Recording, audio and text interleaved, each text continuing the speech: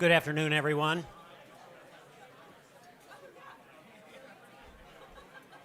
If we could come to order, we're going to get started with our luncheon speech, if we could, please.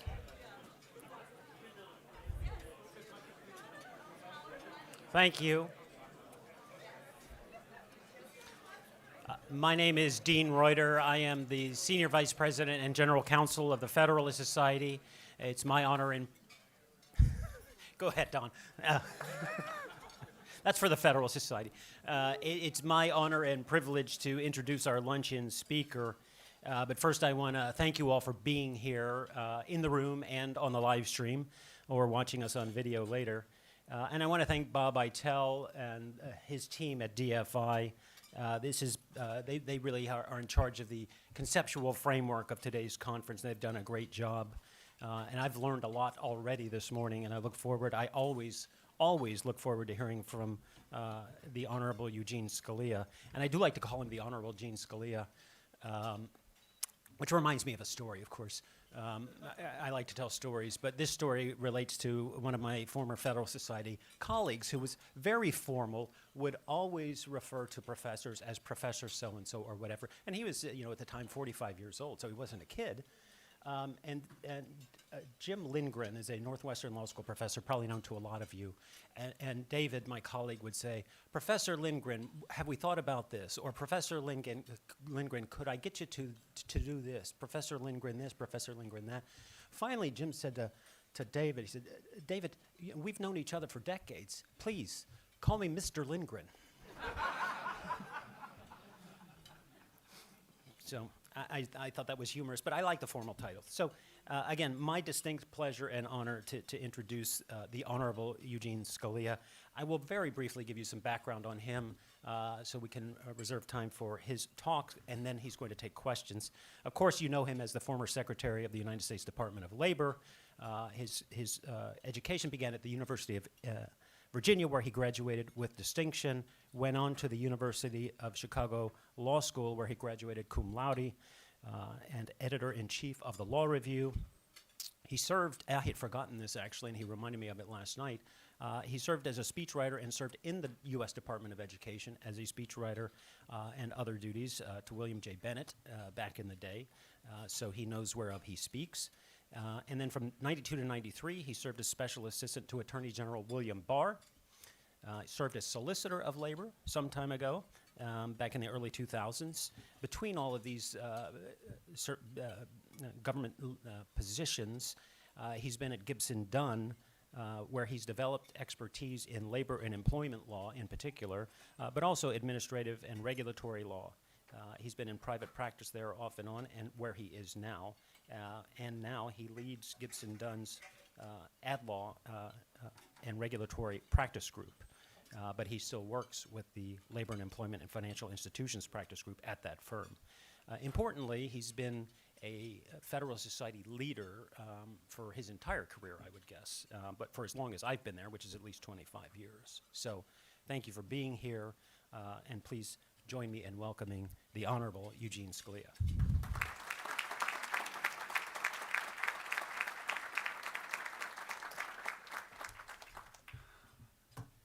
Thank you, Dean, for the introduction. Thank you for reminding everybody several times that I am honorable. I didn't need a lot of that kind of stuff when I was secretary, but coming home, having my 7-year-old daughter call me Mr. Secretary, I love that. I got to get her to start that again. Well, it's really nice to join all of you, to join the Federalist Society, and also to join DFI. And Bob and his wife, Nan, are actually old friends, and it's wonderful to see the work that they're engaged in, and wonderful to join other old friends here too. It's also a treat to speak at a conference focused on two topics, education and the workforce, that overlap in so many important ways. This overlap was one of the most interesting and actually heartening areas that I dealt with as labor secretary. There are a lot of things to disagree about when it comes to labor and employment policy. But a welcome area of agreement recently has been the role that can be played by apprenticeships and other so-called work-based learning programs. As many of you know, apprenticeship has been a principal route to successful careers for young people in Germany, Switzerland, and elsewhere for centuries. There are leading executives in Europe whose entry into the workforce was not after college, but as apprentices. And that's not just in manufacturing, it's in financial services, for example. As secretary, I saw growing appreciation for apprenticeship on the part of businesses, community colleges, high schools, and policymakers. Many different encounters, meetings that I remember. A visit to an advanced manufacturing plant in North Carolina where I met a young man. He was probably about 21 or 22. He'd excelled in high school, but told his teachers and guidance counselor, I don't want to go to college. I like to work with my hands. I want to make things. I want to go into this apprenticeship program. They were beside themselves, but he did it. And there we were, I don't know, 3 or 4 years later, he had a very good paid job with this manufacturing company, and he had been able to buy a house. He might have been 22. In Michigan, I met the controller of a manufacturer who had started there right after high school, no college, but she used their tuition reimbursement program to get a degree in accounting, and after getting the degree, switched over into their finance function, and 15 years later, she was their controller. In Tennessee, I visited a community college that was working very closely with local businesses to determine what technical skills they needed at that moment and expected to need down the road, and then they were tailoring courses to exactly that set of skills, enabling young people to come out of high school or sometimes a couple years after high school, get those skills, and again, step into what were good-paying manufacturing jobs. And then, as some of you know, there's a huge interest right now in offering and obtaining credentials that reflect mastery of a particular skill like computer coding that can be immensely valuable, but which just plainly doesn't require 4 years of college. These trends and the opportunities they offer young people were among the most encouraging things I saw as labor secretary. There was great energy and enthusiasm behind them, and to a large extent, not entirely, there was bipartisan consensus. There was also consensus that we as a country have been overvaluing college and not properly acknowledging the contributions and value of non-professional, non-white collar jobs. Of course, there's a downside to this growing appreciation for work-based learning, and that's that it stems in part from Americans' frustration with the performance of our formal education system, K through 12 and colleges and universities. The travails of our education system are long-standing, and they take me back to my first job in government long ago, which Dean mentioned. After graduating college, I had the good fortune, as you heard, to land a job as a speechwriter for Education Secretary William Bennett. I'm forever grateful for that job, for Bill Bennett's example and friendship, and for other friends I made there and things I learned in those years. Bill's brother Bob died yesterday. I saw Bob Bennett was another just extraordinary person, and different than his brother in some ways, but just also larger than life. Quick story, he was part of a poker game that used to be played at, it rotated, but often at my parents' house, and Chief Justice Rehnquist was part of the game, Bob Bennett, as I mentioned, Leonard Garment. Don, was he one of your predecessors as White House counsel? He's anyway, very distinguished Washington lawyer. One of my little brothers came down, saw this going on, and said to my mother, "Mommy, is this legal?" She assured it was going to be okay. So Bennett called his priorities the 3 C's: content, character, and choice. By content, he meant there are certain things so great and fundamental that all schools should teach them. Quote, the best which has been thought and written, or no, thought and said, Bennett would say, quoting Matthew Arnold. Character, the second C, was the conviction that school's job was to transmit certain virtues, to, for example, unflinchingly instruct students in honesty, self-discipline, loyalty, and other qualities that Bennett later celebrated in his Book of Virtues. The third C was school choice. At the education department, I quickly learned that the teachers' unions didn't like the third C. Their opposition to school choice and to Bennett himself was vehement. That was partly because Bennett liked a good fight. as his speechwriters, we had standing instructions to use stories from great works of literature for a speech about education reformers who had become co-opted by the education bureaucracy. I started a speech with a story about the shipmates from the Odyssey who went native in the land of the lotus eaters. Bill liked that, and I still remember one of the targets of that criticism. They said in response, "We are not lotus eaters." We had never intended the criticism so literally. Bennett once instructed me to write a speech comparing the education bureaucracy to another jewel of Western civilization, the 1958 movie, The Blob. I wouldn't have come up with that cultural reference on my own. Fresh out of college, I wasn't surprised that the Union of Workers at public schools opposed increased competition from private schools. Unions typically oppose practices that divert work away from them. What was eye-opening to me, though, was that the teachers' unions opposed all three of Bennett's C's, content and character, too.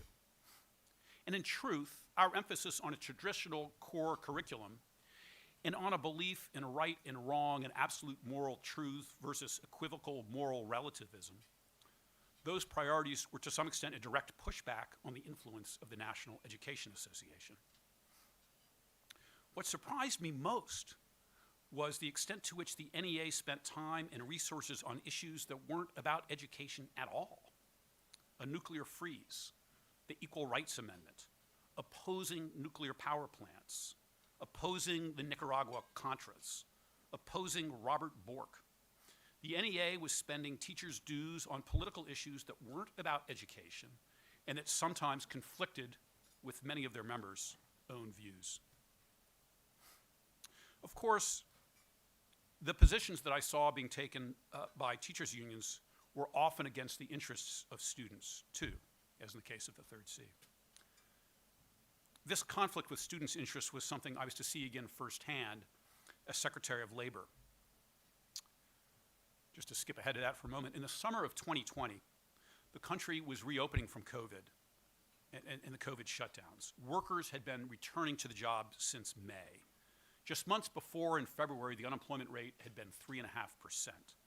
Then came COVID, and in April, 2 months later, unemployment was at 14.7%. So in early June, when I opened the job report for May, it was with complete trepidation. How much higher had unemployment gone? Predictions were that we would lose another 1.5 million jobs just in May. Well, it turned out we had added 2.5 million jobs in May. A 4 million jobs swing over expectations. An historic economic rebound had begun, and in June, the nation added 5 million jobs in that month alone. Starting in May, again, 2020, I started visiting workplaces again, which is a staple when you're labor secretary. The idea for these trips was to talk about how we were reopening the economy, but as I traveled, I was quickly reminded how many Americans had never left the workplace. My white-collar friends had. They wouldn't return for another year, or longer, or never. But in manufacturing and retail, a work site might have closed 2 or 3 days to figure out how to incorporate COVID protocols. But they were open, they were working, and mostly, they were working safely. Restaurants were desperate to reopen, so was hospitality. A major part of what we were doing at the education department, or the labor department during this time, was helping workers and employers understand how to work safely during COVID and to take action when workplaces were unsafe. But again, by June 2020, and certainly by early July, we knew in workplaces throughout the country that it was possible to work safely through COVID. I saw schools at this time, in a way, a bit like teachers did, as workplaces. Teaching is a job. It's many other very important things, but it's a job too. And I knew to a certainty that, like other workplaces, we could open schools safely in fall 2020. The country had decided months earlier that workers in manufacturing were essential. Retail workers, we said, were essential. Agriculture, essential workers. Well, my view was simple. Teachers were essential workers too. They are. How could we think otherwise? We knew that the threat in the school setting was no greater than in retail or manufacturing.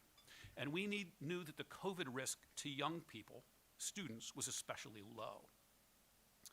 In fall of 2020, schools across the country did indeed open safely. My son went to college back at Denison University in Ohio. My daughter resumed classes at Furman University in South Carolina. My youngest son, this list goes on, I have a lot of kids. My youngest son went back to his private middle school in Maryland. And my two youngest daughters returned to elementary school, but only because I moved them to a private school out of their public schools in Fairfax County, Virginia. Those schools didn't bring students back until about March 2021. I think even then it was halting. The decisions that states and school districts made about reopening in fall 2020 deserves meticulous and objective scrutiny and study. Jurisdictions across the country faced similar circumstances and made radically different decisions. Those decisions had huge consequences. The consequences should be documented. Responsibility for the decisions should be assigned, and the error that was made should never be forgotten. I hope someone is funding the research. And just a comment on that. I mentioned, I was in the Reagan administration, and one of the things that we talked about at that time was the superiority of our political system and American virtues to the Soviet Union. And we had opponents. We got grief for that, including from people who are in the Senate. It was controversial to espouse those views. But I don't know that the people who are on the wrong side of that seismic historical debate have ever been held to account for the errors they made in suggesting that we should treat ourselves as more equivalent to the Soviet Union. And this, I think, is another instance where there were stark choices and radically different decisions and mistakes were made. And it's something we should all remember. Let me assure you, from the perspective of workplace safety, let me assure you the refusal to reopen schools in fall 2020 was indefensible. After 2 years working for Bill Bennett at the Education Department, I left for law school and I began practicing labor and employment law. I now saw a very different side, a positive side of the labor movement. I was a lawyer for companies whose workers were represented by labor unions. It's one of the things I did. And I saw union business agents who were focused not on ideological battles, but on representing their members, keeping them in their jobs, or getting them back to work, or negotiating for higher wages, or for more generous leave policies. Often I found these union reps, as we would call them, they knew the workplace better and knew better what their union members needed than government officials responsible for administering federal employment laws, such as at the Labor Department or the Equal Employment Opportunity Commission. These were boots on the ground, local union leaders who knew the workers and their faults, and who knew the job and the company's managers and their faults. Definitely, there were acrimonious moments. At times, the unions took unreasonable positions. At times, the companies did. But what I saw in these private sector relationships, more often than not, was people acting in good faith. In many ways, I thought it was a better way for managing the workplace than the highly litigious, highly regulated environment fostered by our federal employment statutes. And so, in the year 2020, right before the presidential election, I wrote a law review article for the Federalist Society, the Harvard Journal, proposing an approach that I thought could reinvigorate the private sector labor movement while also reducing unnecessary regulation of American businesses. What I asked was, is it really necessary for a company with a labor union to be subject to precisely the same degree of federal and state employment regulation as a non-union workplace? After all, I argued, many employment laws have the same objective as private sector labor unions: fair wages, a safe and healthful work environment, a measure of job security. And I said, if a company knew that if it accepted a labor union, it could negotiate with the union to be subject to, say, less inspection and oversight by the Labor Department, or could negotiate to be exempt from wage hour class action litigation. If those kinds of deals could be struck, I suggested, maybe some employers would be less resistant to having a union. And I said government regulators could focus on workplaces where there wasn't a union looking out for workers' interests on a daily basis. So I envisioned this article as a bit of an olive branch to the labor movement, as a possible middle ground that might appeal to Democrats and Republicans alike. And I got a favorable reaction from some academics who were sympathetic to the labor movement, and in private, from some labor leaders. But publicly, within a few months, this article was Exhibit A in the attack on my nomination to be the labor solicitor, which is the general counsel, Labor Department, for President George W. Bush. In fairness, it was like B or C. I mean, there were other exhibits, but if this were the law, I was told, if this were the law, here's the first thing that a company would do when it faced a union organizing campaign. They would pick up a big, hefty volume of the federal employment statutes, stand over a burning trash bin, and say to the workers, hey, you form a union? You can kiss those federal employment rights goodbye. I thought that was a pretty good point, to which there are actually very good responses. But given the reception I'd gotten, I saw no point in pursuing this particular proposal. And in the years since, to my knowledge, neither has anybody else. Well, I greatly enjoyed being solicitor at the Labor Department. The office had many good and dedicated career lawyers at the time. We got a lot done. One momentous event we confronted was the dispute that shut down the West Coast ports in 2002. I cautioned against quick federal intervention in that labor dispute. Economic pressure is what ends strikes and lockouts. And I believed we should only relieve that economic pressure when the entire nation's well-being plainly demanded it. As solicitor, I started to deal with an employment statute that I hadn't encountered in private practice, and that was the Landrum-Griffin Act, or the LMRDA. It gives union members certain rights with respect to their union, and it's administered by OLMS. That's a Labor Department agency also responsible for investigating union corruption and making criminal referrals to the Department of Justice. OLMS is a bit of a red-headed stepchild at the department. Under Democrats, it's severely underfunded. Republicans support it financially, but at times hesitate to talk about its mission. But there's no reason for that. If you support unions and union workers, then you should oppose corruption that robs both the union and the worker. As secretary, I spoke proudly of the achievements of OLMS, like its role investigating the corrupt, now former leadership, very top leadership of the United Auto Workers. And I felt bad when I halted OLMS's proposed rule to subject some additional public sector unions to federal reporting requirements. I felt bad because OLMS often finds itself stymied by the department's leadership, and I thought some good could come from that proposed rule. But I didn't feel that we had justified the cost we'd be imposing on those additional unions, and ultimately the cost that we'd be imposing on the members who were paying the dues, so we didn't go forward. Back when I was solicitor, I had a project to identify enforcement agencies at the department that had what I called high hit rates. And by hit rate, I meant success in finding a violation when you conduct an inspection or investigation. I was interested why those agencies with those high rates were more successful than other agencies in finding violations, and what other agencies could learn from that. An agency that opens a lot of investigations that lead nowhere is wasting public resources and unfairly burdening law-abiding companies and unions. Well, I found that OLMS had a very, very high hit rate.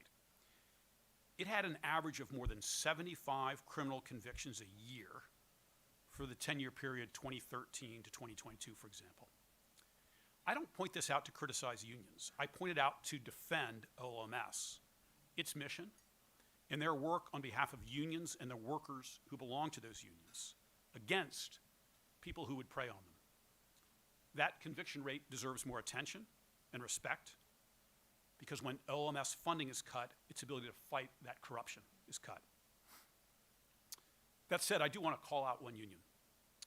There's data showing that the American Federation of Government Employees, AFGE, has the second highest number of criminal convictions among all labor unions. This is the union of federal workers.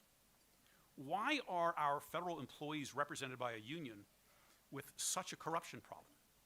It's a question that ought to be asked, and which the national leadership of the AFGE ought to answer. If you ran a national corporation with multiple subsidiaries whose officers were convicted, you wouldn't tell the public, and you wouldn't tell Congress, oh yeah, no, I'm the national CEO. Those are just like my subordinate subsidiary guys.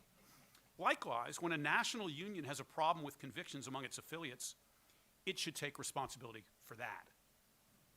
Ultimately, it should be held responsible for that. Well, the article that I wrote years ago about unionization and federal regulation had a premise. That was that unions' importance in the private sector workplace was in decline.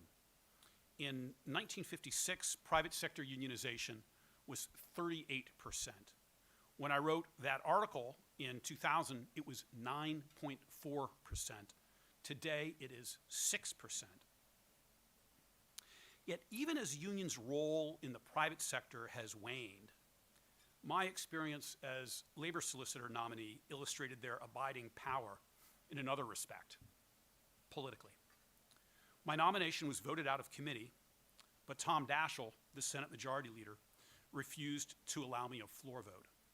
I will never forget watching him on national television one Sunday morning lying about the reason why. I took a recess appointment. Among some conservative commentators these days, there's a vogue for labor unions. We support we support workers, their thinking goes, and we therefore support labor unions. Now, I've been clear, labor unions can do very good things. But some of these commentators have little, if any, actual experience with the labor movement. And they'll have a hard time making Republicans the party of labor, so long as those unions' national headquarters devote so much money and time to supporting Democrats and unrelated progressive causes. The role of labor unions in the political sphere, particularly the role of public sector unions, I know is a focus of this conference today, and it's a subject well worth examining. I want to wrap up by talking about unions' role in another sphere, and that's our financial system. Years ago, when he headed the mine workers union, before leading the AFL-CIO, Richard Trumka said that unions had to learn, quote, to organize our money essentially the same way we organize workers. They had to organize our money the way we organize workers. What he said was a crucial insight for the labor movement, but also for me to hear that and think about it. It was a crucial insight also for those who follow the labor movement. I more fully appreciated what he was talking about when I returned to my law practice after being labor solicitor. Colleagues of mine at my firm who advised corporations on shareholder relations were often fielding issues being raised by labor unions on behalf of the pension plans the unions sponsored jointly with the companies they had organized. I learned that as pension plan trustees, these unions had clout in corporate boardrooms and at the Securities and Exchange Commission. By the way, Karl Marx would have been horrified labor had become capital. You can actually argue that today unions have more influence on corporations as shareholders, that is, as pension plan trustees, than they do as representatives of corporations' workers. This influence resulted in an SEC rule that I later challenged in the DC Circuit Court of Appeals. It was called the proxy access rule. It enabled certain large shareholders to use the company's proxy to put forward their own dissident candidate for the board of directors without having to conduct a full-blown proxy contest. Doing a proxy solicitation is costly. Dissident shareholders have to fund and distribute their own materials. This rule would essentially let them free ride on the company's proxy. Well, this rule had a number of problems, including we argued that it violated the First Amendment. In the lawsuit, one issue we focused on was which shareholders the rule would empower. We showed that the shareholders with large enough investments to qualify for the rule and who had the inclination to use it were predominantly pension funds, private sector union funds, and giant public sector funds like CalPERS and CalSTRS. These union and government funds were the rule's most ardent proponents and had exercised outsized influence in getting the SEC to adopt the rule. I loved it, by the way, when they filed an amicus brief against me. I think it was the only amicus brief in support of the SEC. It was all these gigantic union pension funds, and I was able to say to the court, see, I told you. In court, we defeated the rule partly on this basis. The commission had arbitrarily assumed that union pension funds and government funds would act in a way that furthered the interests of shareholders in general. But we had submitted evidence showing that private sector union funds sometimes used their investment muscle, for example, to promote union organizing. There was a literature out there that I found urging union funds to use their investment influence to pressure companies to stay neutral during organizing campaigns, for example. As for public sector union funds, they also sometimes act to support union organizing by their friends in the private sector. And they're also often led by political figures who pursue political goals that your typical shareholder is not interested in. The DC Circuit ruled that the SEC had erred in assuming that these large shareholders would use the proxy access mechanism for purposes that benefit shareholders generally. They threw the rule out.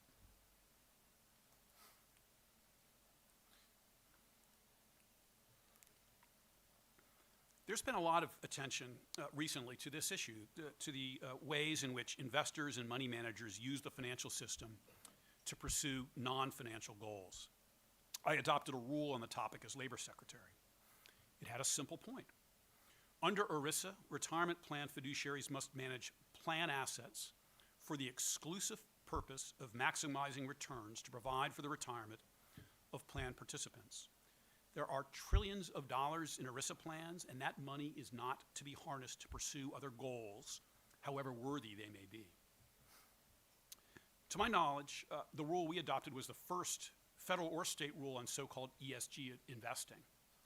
In adopting it, we were clear that there are times that environmental considerations or considerations of corporate governance, which is the G in ESG, there are times when those are appropriate or even necessary under ERISA.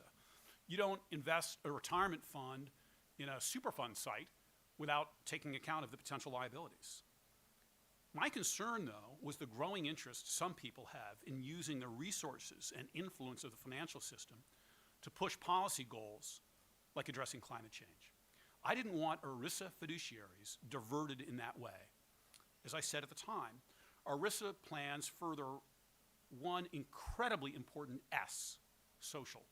They further one incredibly important S goal, retirement security for American workers. That shouldn't be compromised. Well, last year, the current administration replaced my rule with one that's intended to be more favorable to ESG investing, and that rule is in litigation. Whatever the outcome, there's one thing the new rule can't do.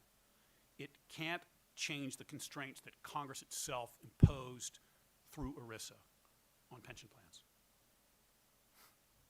Something my ESG rule didn't address was the activism of government pension funds, because those funds, the ones run by state and local governments, are exempt from ERISA.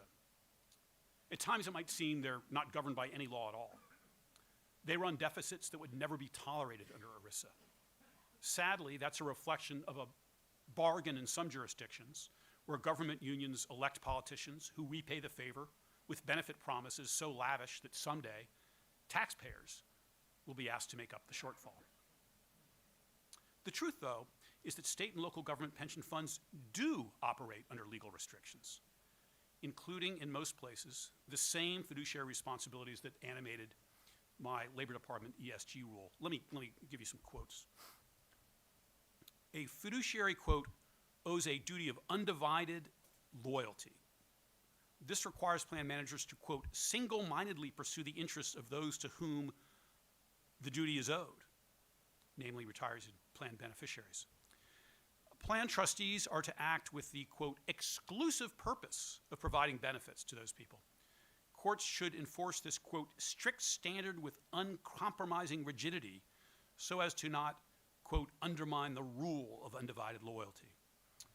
There's also a duty of care under which pension managers are to, quote, exercise such diligence and prudence in the care and management of the fund as prudent men of discretion and intelligence in such matters employ in their own like affairs, end quote. Well, these phrases, I mean, they could come right out of the ERISA case law. They very crisply summarize obligations under ERISA, but they're actually a statement of the common law fiduciary duties of trustees for government pension funds in New York. Similar duties apply in many other states.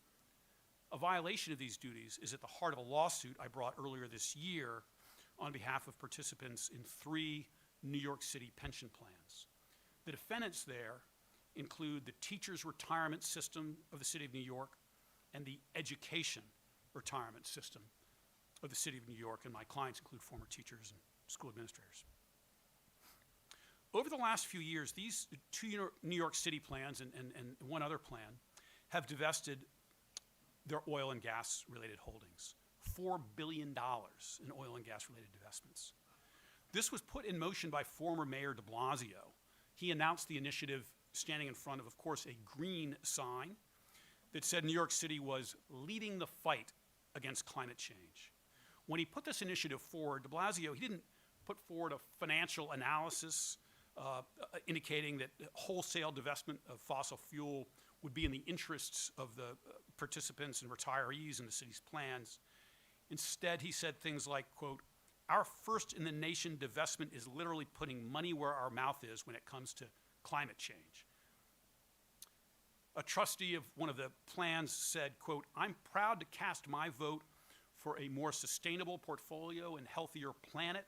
Divesting from fossil fuels is a move that has been long in coming. It is a reflection of our pension trustees' collective commitment to what? Environmental responsibility," and so on.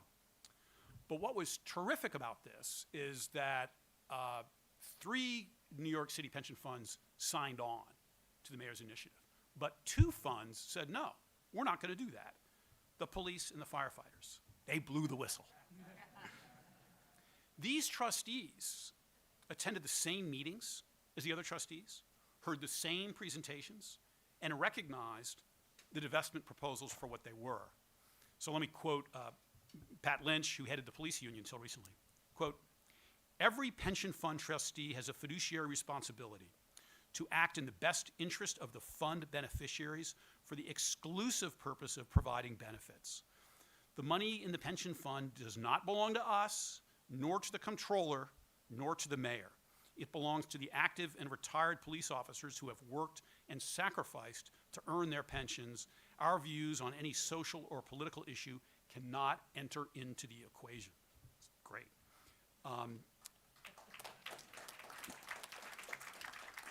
Andrew Ansbro, head of the firefighters union, he said, quote, "We have not entertained that idea of divesting from fossil fuels. We do not see our pension fund as an object to be used to make political statements. Our job is to provide for our retirees," end quote. The divestments by the 3 other funds, which started in 2021, were made at a time when energy stocks were some of the best that you could hold. In 2022, the S&P 500 energy sector was up almost 60%. It was the only segment of the S&P 500 index that in 2022 didn't have a loss. And in the prior year, 2021, the energy sector index was up almost 50%, again outpacing the broader S&P. Yet those 3 plans continued their divestments anyway, and to this day continue to base investment decisions not simply on delivering returns for investors, for retirees, but on making statements about climate change. Our case is in early stages. I hope others will take note of it. Plan trustees in other states and cities who may be considering similar actions, and the participants in such plans who typically are owed the same duties as my clients in New York City. Providing a secure retirement is a laudable goal and a weighty responsibility. Government officials should focus on that responsibility and not treat retirement funds as their own personal war chest to wage other policy battles. Because with all respect, and contrary to former President Trumka, it is not, quote, our money, quote. Well, it's been a pleasure to share these thoughts with all of you today about the workforce, the labor movement, and somewhat about education. Thank you again for having me here, and I'd be pleased to take questions.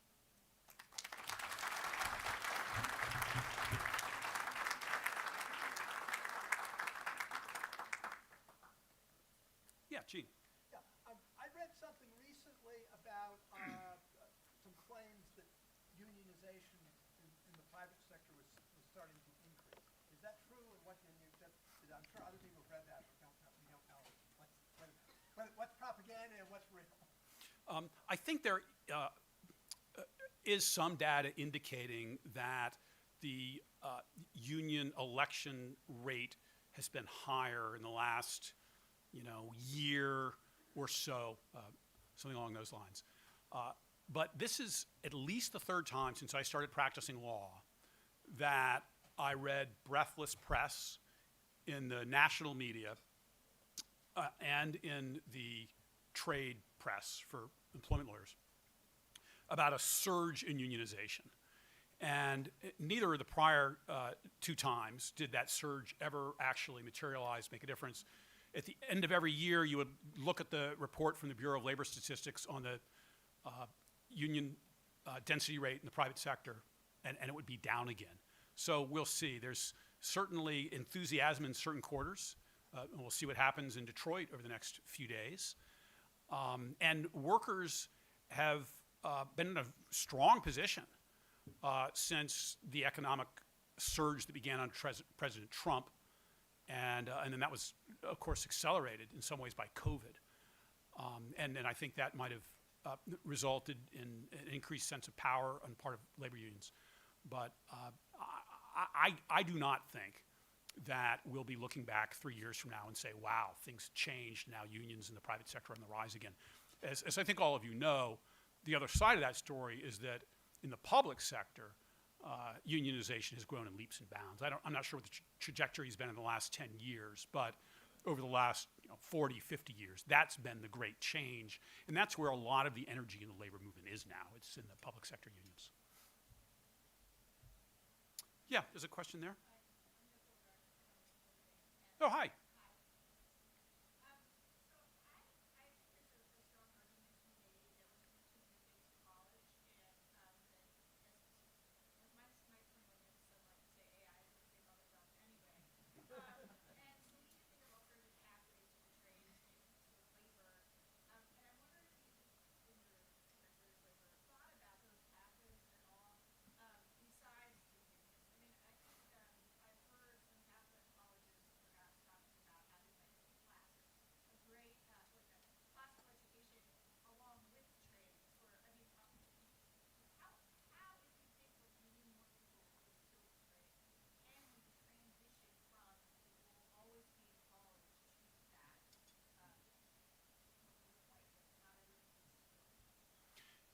It's a great question. I think everybody heard of it. The question was sort of generally concerned with, are we sending too many people to college?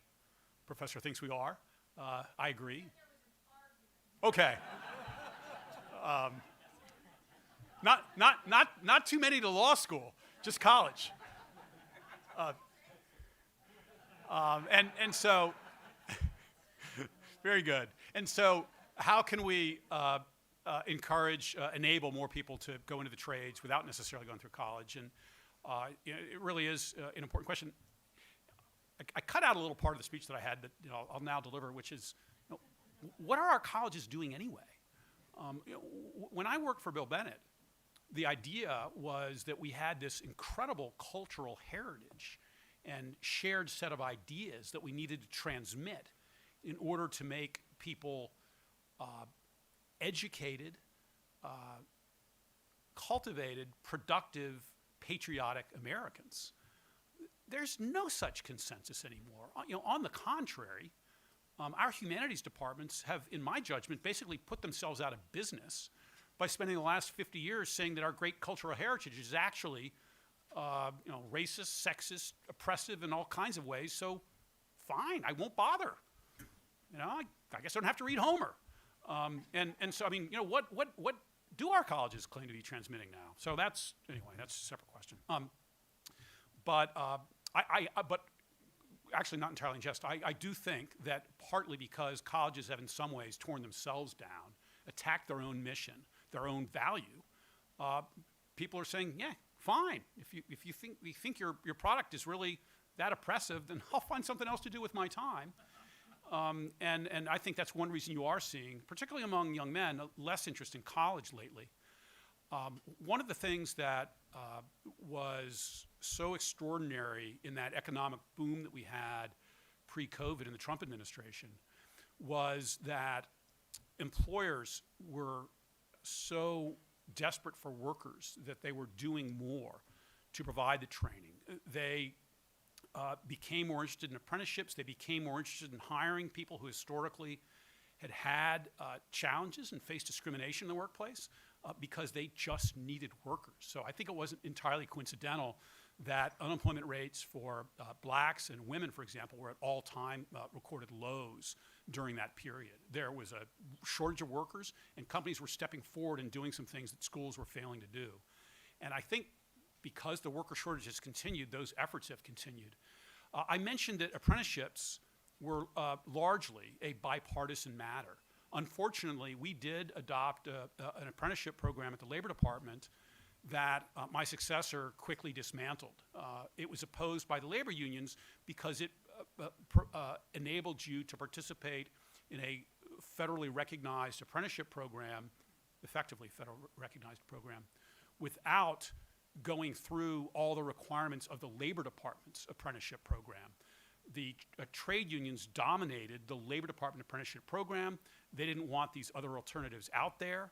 And so under my successor, unfortunately, that rule was done away with. It's really, I think, unfortunate and indefensible. This was just another way of making it easier for companies to work in conjunction with community colleges, for example, in offering apprenticeships.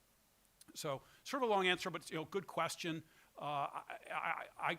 There's, I think, strong bipartisan consensus that we've been valuing college too much, sending too many people there, and not assisting enough and respecting enough the people that want to pursue a different path. And the paths aren't exclusive, which was my point about the control at that Michigan company. Go to work right out of high school, and if you decide you want to go to college, and now you know what you want to study and why you need it, then go do it. I'm sorry, question here and then there, because I know your hand was up earlier.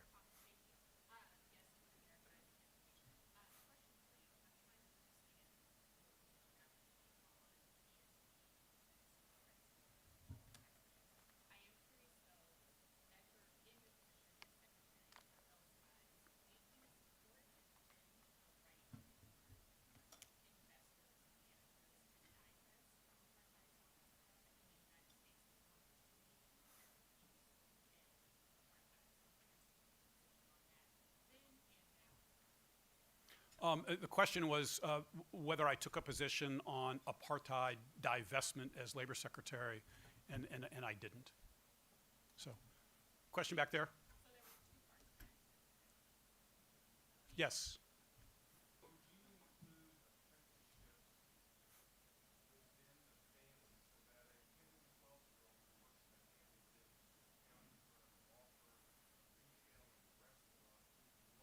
By doing at the request of the parents as an alternative to what formal education they might get in a public school or elsewhere.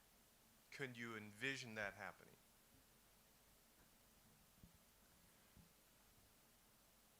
I mean, for centuries and still today, people learn a job while working alongside a parent.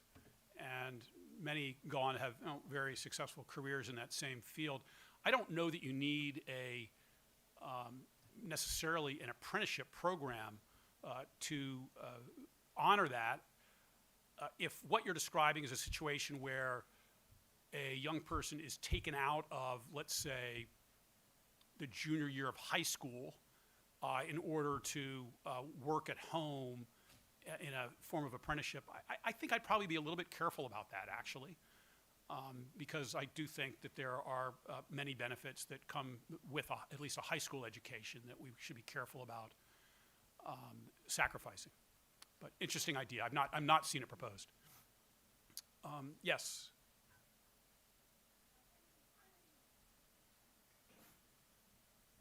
I'm really interested in the shareholders' rights and ESG angle. Could you give us a little bit more color about the firefighters and police case? I assume you're in state court. Are you trying to overturn or argue against the validity of the mayor's order, or just preserve the ability of the individual trustees for the police to make their own decision? Was an injunction granted against the investment, and any lower court rulings now of interest? Yeah, we filed our lawsuit in May. The pension funds have moved to dismiss the case on a few grounds, but importantly, they've not denied that they owe these fiduciary duties, which we've described. So we're now briefing that motion to dismiss. And in terms of the relief we seek, my clients want the pension funds administered for the exclusive purpose of providing for people's retirement benefits. They don't want these large pots of money being treated as a weapon that can be deployed by city politicians, city union leaders to pursue other objectives that hold more interest for them than managing the funds. And so we want an injunction going forward, but there also have been losses to the plans that have resulted from those divestments, and those ought to be made whole as well. Oh, by the way, there are other cities that have considered this, and some have refused to do it. There are actually memos that were written by the lawyers for, I believe it was Seattle's pension plans, in which the lawyers said, don't do this. It would break the law. It would be a fiduciary breach. And there was a similar debate, we know, in the city of San Francisco about some things that it considered.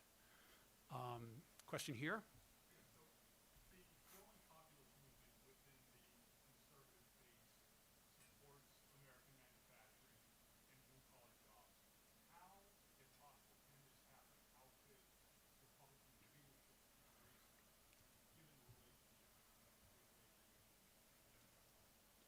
So I'm sorry, the question is, how can the Republican Party effectively support increased manufacturing?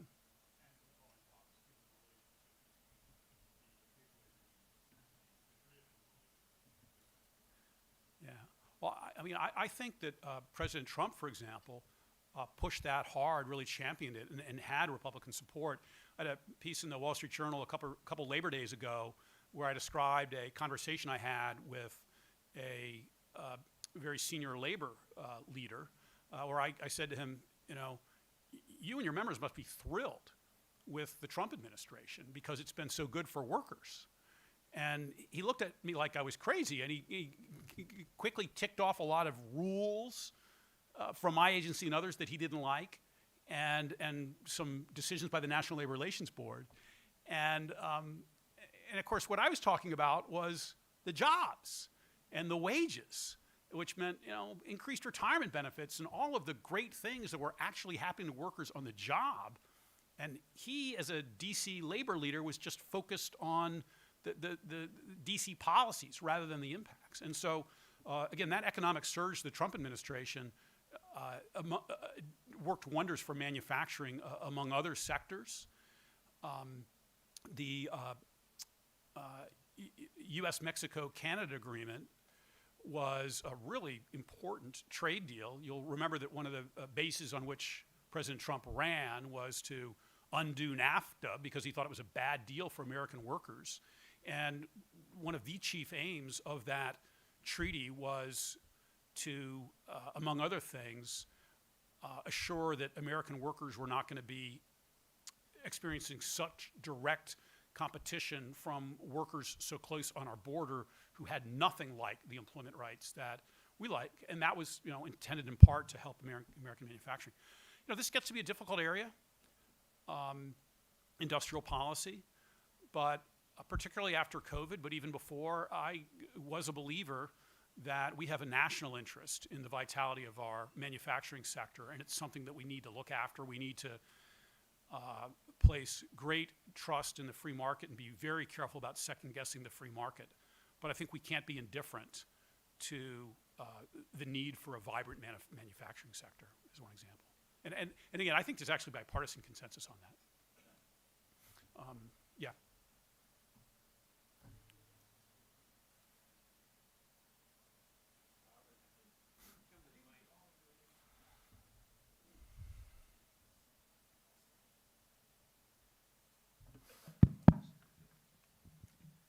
I think we could all agree that more apprenticeships are necessary in order to satisfy the needs of the 21st century labor force.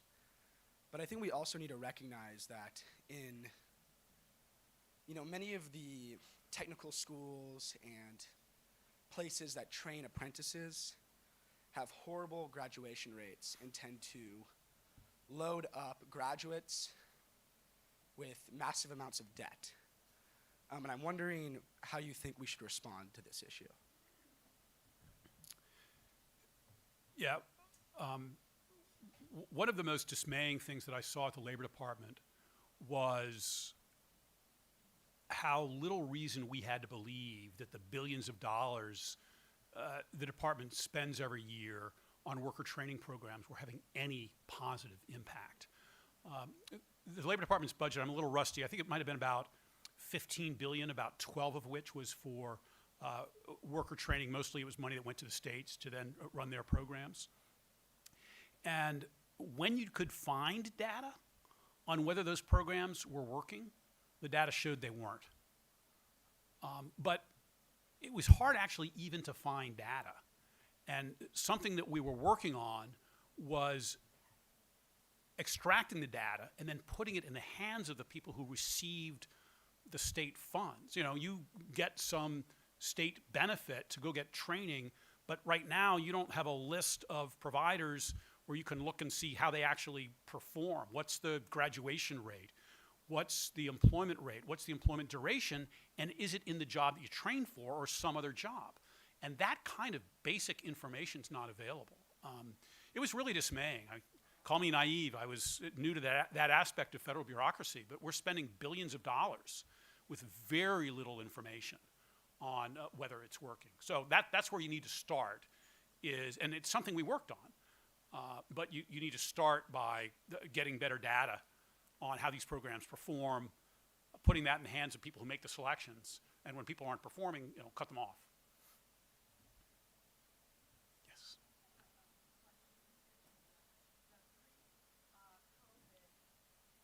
Labor explosion. Where are they now? I mean, I've not heard any really good explanation. Everywhere you go, there are people. I think the service industry in particular is suffering because of that. So what happened to those folks? Did they leave the country, or I don't know. Everybody can't be on the dole. What happened to those workers? Yeah, where did they go? That's still being examined. I think the data in the last jobs report for August showed that the labor participation rate, particularly among young people, is actually starting to come up. But labor participation, especially among young men, has been a problem for a long time now. It got worse, and not just for young men during COVID. Obviously, we've heard that during COVID, some people just reappraised their lifestyles, what they're prioritizing, and checked out of work a little bit. A positive development, the Wall Street Journal had a terrific story maybe 6 months into COVID about all the people who had started their own businesses. For example, you were a trainer at a gym, the gym shut down, you started your own training business. So there was a lot of that going on. The unemployment benefits we provided under the CARES Act unfortunately proved to be much too high, and then those benefits were extended for far longer than could be justified, and I am certain that people banked away a lot of those benefits, and that kept some people out of the workforce for a long time too. Dean, I think I should wrap it up there. Okay, well, thank you again for having me, and thank you for all the work that you do.